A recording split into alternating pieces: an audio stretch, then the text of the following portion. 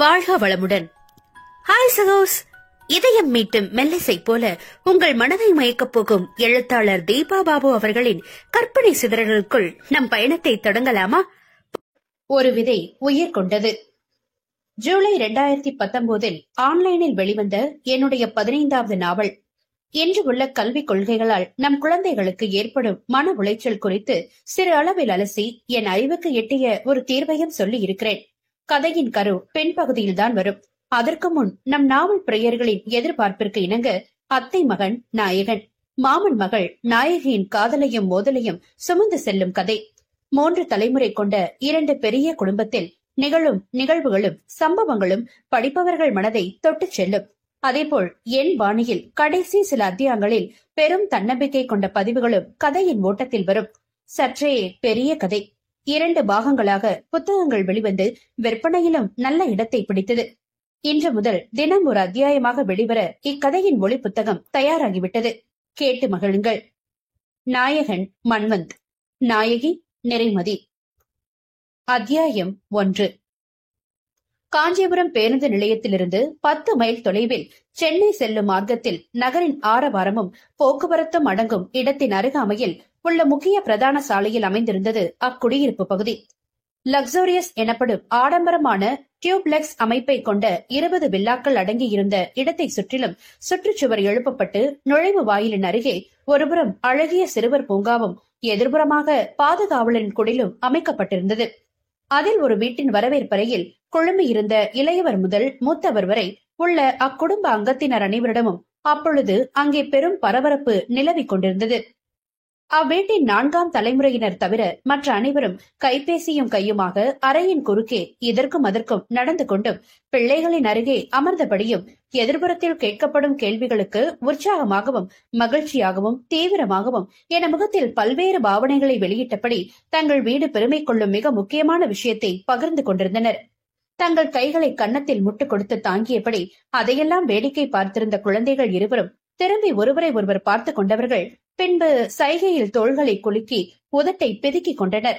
கண்ணசைத்த 12 வயது தமையனின் தூண்டுதலில் வேகமாக தலையாட்டிய 7 வயது சிறுமி அருகில் உட்கார்ந்திருந்த தன் தந்தையின் முழங்கையை மெதுவாக சுரண்டினாள். ஆமாமா, இன்னைக்குதான் என அலைபேசியில் பதில் அளித்துக் கொண்டிருந்த மன்வந்த் அவர்களிடம் ஒரு நிமிஷம் என்று விட்டு, என்னடா என்று மகளிடம் குனிந்து விவரம் கேட்டான். டிவில சவுண்ட் வைங்க, அம்மாவோட ப்ரோக்ராம் போட போறாங்க. இல்லடா, இன்னும் அதுக்கு 10 மினிட்ஸ் இருக்கு. அப்போ அது வரைக்கும் எல்லாரும் போன்ல தான் பேசிட்டு இருக்க போறீங்களா என்றாள் குழந்தை மிகவும் கவலையாக. அது தன்னை மீறி நகைத்து விட்டவன் மனைவியின் புருவங்கள் உயர்வதைக் கண்டு ஒன்றுமில்லை என இதழசைத்து புன்னகைத்து விட்டு மகளை ஆசையுடன் தூக்கி கன்னத்தில் அழுந்த முத்தமிட்டான். கையில் இருந்த அலைபேசியிலிருந்து ஹலோ ஹலோ என விடாமல் தொடர்ந்து குரல் கேட்கவும், டேய், விஷயம் அவ்வளவுதான், நீ லைனை கட் பண்ணு, இங்கே உன் மருமக எங்களை பார்த்து ரொம்பவே அழுத்திட்டு இருக்கா என்று இணைப்பை துண்டித்தான். தன் முகத்தை நிமிர்ந்து பார்த்தவளின் கன்னத்தோடு கண்ணம் உரசியவன், சரி, இனி அப்பா பேசல, நாம டிவி பார்க்கலாமா என்றான். டே அண்ணா, அப்பா ஒரு வழியா பேசி முடிச்சிட்டாரு, நான் அம்மாவை டிவில பாக்கலாமா என்றாள் மதிநிலா உற்சாகமாக.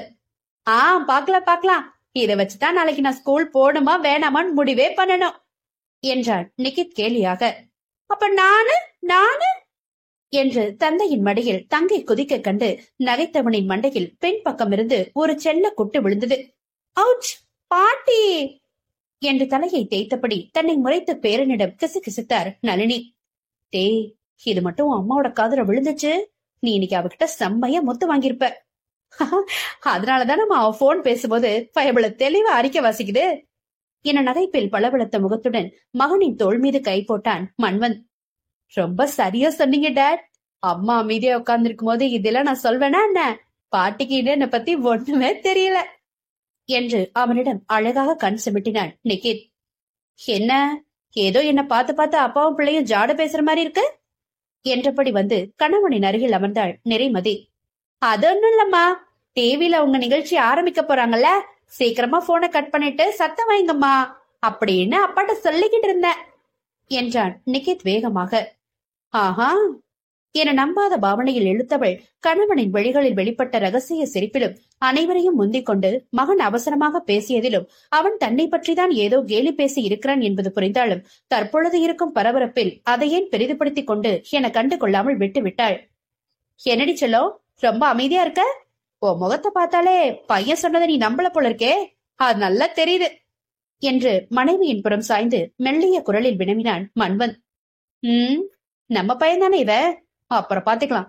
இப்போ எனக்கு என்னோட நிகழ்ச்சியை நினைச்சாதான் ரொம்ப படபடப்பா இருக்கு என்றாள் நிறைமதி லேசான பதற்றத்துடன்.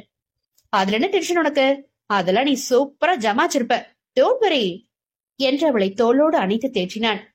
என் மேல அவ்வளவு நம்பிக்கையா மாமா என்றாள் அவள் பெரும் எதிர்பார்ப்புடன் ஆவலாக. ஒன்ன நம்புறனோ இல்லையோ, உன்னோட பேச்சு மேல எனக்கு அசைக்க முடியாத நம்பிக்கை இருக்கு. எதையும் பேசி பேசியே சாதிச்சுவல நீ. அதனாலதான் பல பேர் பேச்சளவுல மட்டும் சலிச்சுக்கிற ஒரு விஷயத்த நீ துணிச்சலோட கையில் எடுத்து எவ்வளவு பெரிய இடத்துக்கு வந்திருக்கியே. கண்கள் இடுங்க அவனை பார்த்த மதி. நீ பாராட்டியா இல்ல ஓற்றியா? அதை என்னால இப்ப கூட யோசிக்கவே முடியல மனோ என்றாள் பெருமூச்சுடன். பாட்டி பாக்குறாங்க என்றவன் அடிக்குரலில் எச்சரிக்க. அதுக்கு என்ன வேலை, சரியான தில்லாலங்கடி. போன் பேசினாலும் பாருங்க, கண்ணையும் காதையும் இங்கேதான் வச்சிருக்கோம் என்ற மெலிதான குரலில் வெளியே புன்னகைத்தபடி கணவனிடம் அவனுடைய பாட்டியை பற்றி பொறுமினாள் அவள். தனது பாட்டியை மனைவி வெறுக்கும் காரணம் அவனுக்கு நன்றாகவே தெரியுமாதலால் லேசான புன்சிரிப்போடு அவள் பேசுவதை கேட்டிருந்தவன் மனோ என்று அலமேல் அதிகாரமாக அழைக்கவும், என்ன பாட்டி என்றான் அவரிடம் திரும்பி வேகமாக. அங்க என்ன உன் பொண்டாட்டி என்ன பார்த்து குசு குசுன்னு ஏதோ சொல்றா? அதுவா, பாட்டிக்கு என் மேல என்னதான் கோபம் இருந்தாலும் என்னால ஒரு நல்ல விஷயம் நடக்குறங்க போது அது அவங்களுக்கு தெரிஞ்சவங்க கிட்ட எல்லாம் ஆர்வமா கூப்பிட்டு சொல்லிட்டு இருக்காங்க பாரு, அவங்களுக்கு ரொம்பவும் பெரிய மனசுன்னு ஸ்லாகிச்சிட்டு இருக்கா பாட்டி என புழுகும் கணவனை கண்டு கொதிப்படைந்த நிறைமதி பிறர் அறியாமல் அவன் தொடையை நறுக்கென்று கிள்ளி வைக்க வழியில் முகத்தை சுளிக்காமல் இருக்க பெரிதும் சிரமப்பட்டு விட்டார் மன்வந்த். நான் ஏன் அவளை பத்தி சொல்றேன்? இந்த வீட்டுக்கு மருமகளா வந்ததுக்கு அப்புறம் அவளுக்கு கிடைச்சிருக்க வாய்ப்பையும் சுதந்திரத்தையும் பத்தி தான் பெருமையா பேசினேன் என்று அலமேலு நொடிக்க மனைவியின் கோபத்திற்கு பயந்து அவள் அருகில் இருந்து சட்டென்று எழுந்து விட்ட மனு, சரி சரி எல்லாரும் போன சைலண்ட்ல போடுங்க, ப்ரோக்ராம் ஆரம்பிக்க போறாங்க, யாரும் எதுவும் பேசக்கூடாது, அமைதியா இருக்கணும். அப்பா தாத்தா முக்கியமா உங்களுக்கு தான், வாட்ஸ்அப் பேஸ்புக்னு ஏதாவது வீடியோ வளர விடாதீங்க. அப்புறம் குட்டிமா, நிகழ்ச்சிக்கு நடுவுல அம்மாவும் அந்த ஆன்டியும் பேசுறது புரியலன்னா குறுக்க கேள்வி கேட்காம விளம்பரத்தப்ப கேள்வி கேட்கணும், உன் சந்தேகத்தை அப்பதான் கேட்கணும், புரியுதா என்று வேகமாக மகளுக்கும் அறிவுறுத்தினான். அலமேலுவின் வார்த்தைகளில் புசு புசுவென்று மூச்சு விட்டுக் கொண்டிருந்த நெறிமதி கணவனின் கைங்கரியத்தால் தன்னை சிறிதே ஆசுவாசப்படுத்திக் கொண்டவள் தானும் கவனத்தை தொலைக்காட்சியில் ஒருமுகப்படுத்தினாள். அவளின் முகத்தில் வெளிப்பட்ட அமைதியில் நிம்மதியடைந்த மனு கெத்தாக மனைவியின் அருகில் வந்து அமர, நீ நடத்துறா, என்ன சமாளிக்கிற விஷயத்துல உன்னை யாரும் அடிச்சுக்கவே முடியாது என்று தன் கருவழியை கூட அவள் புறம் திருப்பாது முணுமுணுத்தாள் அவள். லேசாக பெருமூச்சு விட்டவன், என்ன வேறு என்னடா செய்ய சொல்ற என்றான் பரிதாபமாக. சரி சரி உடனே பியூஸ் போகாதரா என்று செல்லமாக கடிந்தபடி அவனுடைய விரல்களுக்குள் தனது விரல்களை நுழைத்து கோர்த்து கொண்டவள் அவனது கரத்தை இழுத்து தன் மடியில் வைத்துக் கொண்டாள். அடுத்த நொடி பளீரென்று முகம் வளர்ந்தவன் அவளிடம் நெருங்க துடித்த மனதை அடக்கி தானும் திரையில் கவனத்தை பதித்தான். மனைவியிடம் அவனுக்கு மிகவும் பிடித்த குணமே இதுதான். ஒரு விஷயம் அவளுக்கு பிடிக்கவில்லை என்றாலும் கூட கணவனுக்காகவும் தனது மாமியாரின் அன்பிற்காகவும் பெரும்பாலும் விட்டுக் கொடுத்து சென்று விடுவாள் நெறிமதி. அந்த வீட்டில் முக்கியமாக அலமேலுவின் கொட்டும் குணத்திற்குத்தான் இவள் நிறையவே சகித்துக் கொள்ள வேண்டியதாக இருக்கும். மனுவின் அன்னை நளினியே அவன் தந்தை சம்பத்தை கைப்பிடித்து அங்கே காலடி எடுத்து வைத்த நாளிலிருந்து மாமியாருடைய குணத்திற்கு பொறுமையாக தலைவணங்கி சென்று விடுவார் என்பதால் மதியும் அவ்வாறே நடக்க வேண்டியதாக இருந்தது. இத்தனை வருடங்கள் அவரின் பேச்சிற்கு கட்டுப்பட்டு எங்கள் வாழ்க்கை ஓடிவிட்டது. இனியும் அவர் வாழ்கின்ற காலம் வரை நாம் இப்படியே அவருக்கு கீழ்ப்படிந்து நடந்து வீட்டில் நிலவுகின்ற அமைதியையும் நிம்மதியையும் தொடர்ந்து நிலைக்கச் செய்வோம் என்கிற நளினியின் சொல்லுக்காகத்தான் அவள் அலமேலுவிடம் எகிராமல் பொறுத்து செல்வதே. டேய், இத போட்டாங்க அம்மா, டிவில நீங்க ரொம்ப அழகா இருக்கீங்கம்மா. நளினியிடமிருந்து குதித்துக் கொண்டு ஓடி வந்து மதியின் மடி மீது ஏறி அவளின் கழுத்தை கட்டிக்கொண்ட குழந்தையை தாயாக அவள் வாஞ்சியோடு உச்சி முகர அலமேலுவின் அடுத்த நறுக்கென்ற பேச்சு உடனே அங்கே தெரித்து விழுந்தது. ஏன் அப்போ அம்மா நேர்ல அழகா அலங்குறியா என்றார் குழந்தையிடம் இடக்காக. கிழவி என்று நெறிமதி உள்ளுக்குள் பல்லை கடிக்கும் நேரம் அவள் மகள் தன் கொள்ளு பாட்டிக்கு சரியான பதிலடி கொடுத்தாள். ஏன் என் அம்மா எப்பவுமே அழகுதான். என்று அவரிடம் ரோஷமாக உரைத்தவள் தன் அன்னையின் கன்னத்தில் முத்தமிட்டுவிட்டு, பாவம், உங்களுக்கு தான் அது இல்ல, டொக்கு கண்ணா என் அலமேலுவை பார்த்து கலகலவென்று நகைத்தாள் மதிநிலா. மகளின் பேச்சில் பெற்றோர் இருவருக்குமே உள்ளுக்குள் சிரிப்பு வெடித்து கிளம்பினாலும் பேத்தியின் கேலியில் அதிர்ந்து போய் அவள் வயதிற்கு சமமாக பேசும் வழி அறியாது பரிதவித்து நின்ற பாட்டியை கண்டு சற்றே மனமிறங்கிய மன்மன், குட்டிமா, பெரியவங்களை அப்படி பேசக்கூடாது ரத்தங்கம் என்று அவளுக்கு அறிவுரை வழங்கினான். அப்ப அவங்க மட்டும் கொஞ்சம் கூட டீசென்சி இல்லாம நான் அம்மாவை பேசும்போது குறுக்க பேசலாமா என்று தந்தையை மடக்கினாள் அவள்.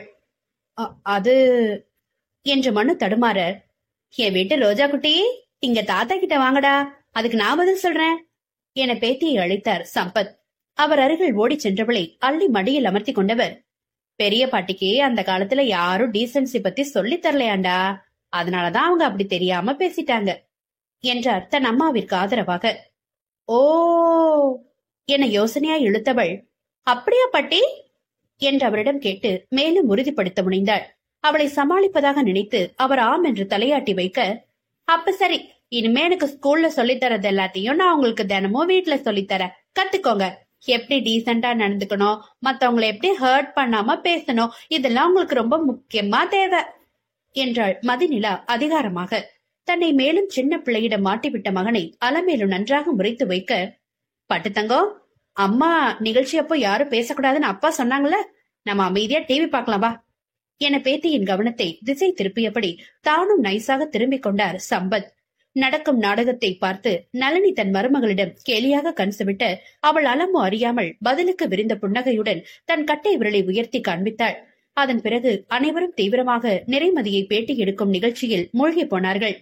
விளம்பர இடைவெளியின் பொழுது நிலா கேட்ட கேள்விகளுக்கெல்லாம் சம்பத் அவளுக்கு ஏற்றவாறு பொறுமையாக விளக்கம் கொடுத்துக் கொண்டிருக்க நிக்கித்தும் தாத்தா கூறுவதை ஆர்வமாக கேட்டிருந்தான். ரொம்ப தெளிவா பேசியிருக்கடா என்று நளினி மருமகளை பாராட்ட அவள் தன் கணவனை கேள்வியாக பார்த்தாள். என்று இழுத்தவன், நிகழ்ச்சி ஃபுல்லா முடியட்டும், நான் சொல்றேன் என்க என உதட்டை சொலித்துக் கொண்டாள் மதி. இதழ்கள் மெலிதாக விரிய, என்னடி ரொம்பத்தான் சொல்லிக்கிற என்று அவள் புறம் குனிந்து கிசுகிசுத்தான் அவள். இவள் வாயை திறக்கும் நேரம், அம்மா பேசாதீங்க, விளம்பரம் முடிஞ்சிருச்சு என மகள் உத்தரவு இடவும் இருவரும் அமைதியாகினர். நிறைமதியின் பேட்டி முடிந்து அடுத்த நிகழ்ச்சி ஆரம்பமாகவும் நளினி, சம்பத், தாத்தா, ரத்தினம் என அனைவரும் அவளை மாற்றி மாற்றி பாராட்டினர். நீ இந்த துறையில இறங்குறேன்னு சொன்னப்போ எனக்கு கூட ரொம்ப தயக்கமா இருந்ததுமா, உனக்கு எதுக்கு இந்த வேண்டாத வேலைன்னு, ஆனா நினைச்சத சாதிச்சு காட்டிட்டியே என்றார் ரத்தினம் நிறைவாக. தேங்க்ஸ் தாத்தா. ஆமாமா, நீ எதை செஞ்சாலும் அது சரியா இருக்குங்க நம்பிக்கைய எங்களுக்குள்ள உருவாக்கிட்ட, கேப்பிட்ட என்று தோளை தட்டும் சம்பத்திடம், தேங்க்ஸ் மாமா என புன்னகைக்கும் நேரம் நிக்கித் அருகில் வந்து அவளை இறுக கட்டி கொண்டான். I'm so proud of you மா என்றான் மகிழ்ச்சியுடன். அவன் உச்சியில் இவள் உற்சாகமாக உதடு பதிக்கும் பொழுது, நானு நானு என்று கால்களை கட்டிக்கொண்ட மகளை தூக்கியவள் அவளுக்கு முத்தமிட்ட நேரம் நிலாவும் ஐ லவ் யூ மா என கழுத்தை வளைத்ததில் உள்ளம் நெகிழ்ந்து, மெய்டூடா பேபி என்ற குழந்தையை அணைத்துக் கொண்டாள் மதி. எப்படியோ ஒரு பேர் எடுத்துட்ட, காலத்துக்கும் அது கெடாம இந்த குடும்பத்தோட கௌரவத்தை காப்பாத்த பாரு என்றார் அலமேலு அலட்டலாக. சின்ன பொன் சிரிப்புடன், சரி பாட்டி என்றவள் ஆர்வமாக கணவனை திரும்பி பார்க்க, நீ நிச்சயமா நினைச்சத சாதிப்பன்னு எனக்கு நல்லாவே தெரியும், ஆனா அத தொடக்கமா வச்சுக்கிட்டு இன்னமும் உன்னால வளர முடியும், அத உன் பேட்டியே நிரூபிச்சிருச்சு. உன்னோட அடுத்த இலக்கம் கண்டிப்பா வெற்றிய முத்தமிடுண்டா, அதுக்கு என்னோட மனமார்ந்த வாழ்த்துக்கள் என்று கண்களில் காதல் விளிர தனது எதிர்கால லட்சியத்திற்கும் சேர்த்து வாழ்த்து தெரிவிப்பவனை விழிகள் மின்ன பார்த்தாள் நிறைமதி. குடும்பத்தினரை பார்வையாளராக வைத்துக் கொண்டு தங்கள் உணர்வுகளை வெளிப்படையாக பகிர முடியாமல் தடுமாறும் மகனையும் மருமகளையும் புரிந்து கொண்ட நளினி அனைவரையும் ஓய்வெடுக்க விரட்டினார். சரி சரி, நேரம்தான் 10 ஆயிடுச்சுல, குழந்தைங்களை தூங்க வைமா, நீங்களும் போய் ஓய்வெடுங்க என்றவர் கணவரிடம் கண் காண்பித்துவிட்டு தங்கள் அறைக்கு சென்றார். சரி, ஓகே, குட் நைட் என்று சம்பத் நடையை கட்டவும் முதியவர்களும் தங்கள் அறைக்கு கிளம்பினர். குட்டிமாவுக்கு இன்னும் தூக்க வரலையாடா என்று கையில் இருக்கும் மகளை கொஞ்சியபடி நிறைமதி நடக்க, எனக்கு சுத்தமா வரவே இல்லம்மா என வேகமாக அறிவிக்கும் மகனை கண்டு கணவனின் முகம் அஷ்ட கோணலாவதை பார்த்து கீழுதட்டை கடித்து நமட்டு சிரிப்பு சிந்தினாள் நாயகி. அதெல்லாம் கண்ணை மூடிட்டா நல்லா வரும், வா என்று அவன் தோளில் கை போட்டு இழுத்துச் சென்ற மன்மத் நிகித்தை கட்டாயப்படுத்தி அவனுடைய கட்டிலில் மேலேற்ற முயல அவனும் ஏற மறுத்து முரண்டினான். டாட், எனக்கு தான் தூக்கம் வரலன்னு சொல்றல்ல. டேய், அதுக்கு என்னடா செய்ய சொல்ற? நாளை காலையில நேரமா எழுந்து ஸ்கூலுக்கு போக வேண்டாமா? அமைதியா படுத்துங்க என்று அவனை பிடித்து வலுக்கட்டாயமாக மீண்டும் கட்டிலின் ஏணியில் ஏற்றுபவனை திரும்பி ஒரு முறை முறைத்துவிட்டு மேலேறி சென்று படுத்தான் நிகித். பெரிய படுக்கையறையின் ஒரு பகுதியிலேயே டபுள் டெக்கர் எனப்படும் 2 அடுக்கு கட்டில் போடப்பட்டு அடர்த்தியான பெரிய திரை கொண்டு அரை 2ஆக பெற்றோருக்கும் பிள்ளைகளுக்கும் என பிரிக்கப்பட்டிருந்தது. கீழ் கட்டிலில் மதி விட்டவுடனே சமத்தாக போர்த்தி கொண்டு படுத்திருந்த மகளை கண்டு புன்னகைத்தவன், பாரு, என் குட்டி பாப்புதான் சரி, எந்த முரண்டு பிடிக்காம அழகா படுத்துக்கிட்டா என்று கொஞ்சியபடி நிலாவின் நெற்றியில் மனு மென்மையாக முத்தம் பதிக்க மதிக்கு சிரிப்புத்தான் ஊற்றெடுத்தது. பெரும்பாலும் நிலாதான் தனியாக உறங்க மறுத்து தூக்கம் வரவில்லை என சாக்கு சொல்லி இவர்கள் கட்டிலில் வந்து படுத்துக்கொண்டு வளவளவென்று உறங்காமல் பேசிக் கொண்டிருப்பாள். இன்று அண்ணன் அடம் செய்வதை பார்த்ததும் இவள் நல்ல பிள்ளையாகிவிட்டாள். அப்பொழுதுதானே பெற்றோர் தன்னை குறித்து அண்ணனிடம் பெருமையாக பேசுவர். எதிர்பார்த்த பாராட்டு கிடைக்கவும் தனது சகோதரனை சீண்டலாக நோக்கியது சின்ன குட்டி. அவனோ அனைவரையும் பார்வையால் வெட்டி முகத்தை சுளித்துக் கொண்டு தலைவரை பிளாங்கெட்டை இழுத்து போர்த்தி கொண்டான். ஓகே, குட் நைட் என அரை விளக்கை அணைத்து இரவு விளக்கை ஒளிரூட்டிய மன்மத் கர்டனை இழுத்துவிட்டு தங்கள் பகுதிக்கு வரவும் அதற்காகவே காத்திருந்தது போல் வேகமாக கணவனை இறுக கட்டிக்கொண்டாள் மதி.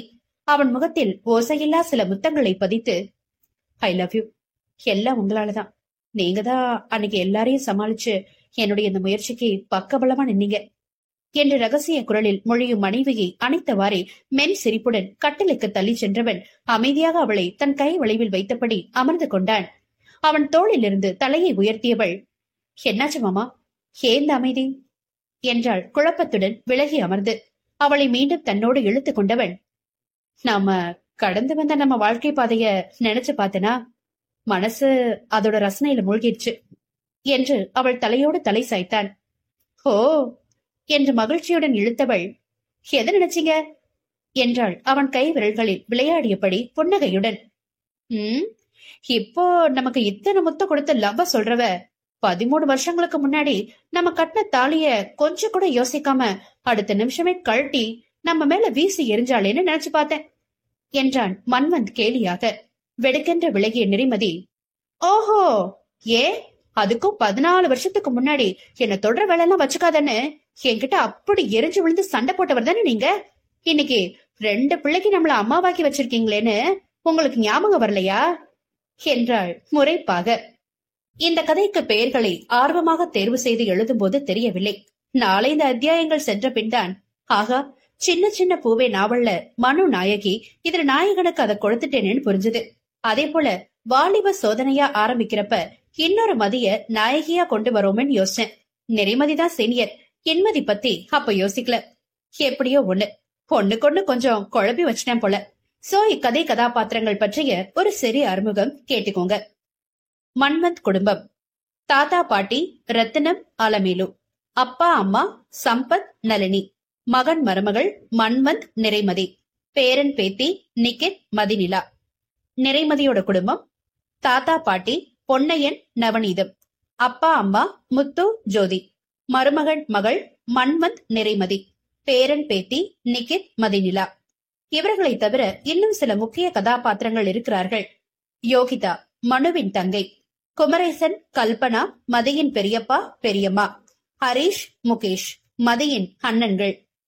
நட்புகள் எல்லாரும் நம்ம சேனலை மறக்காம சப்ஸ்கிரைப் பண்ணுங்க. கதையை கேளுங்க, லைக் பண்ணுங்க, கமெண்ட் பண்ணுங்க, பிடிச்சவங்க ஷேர் பண்ணுங்க. நன்றி.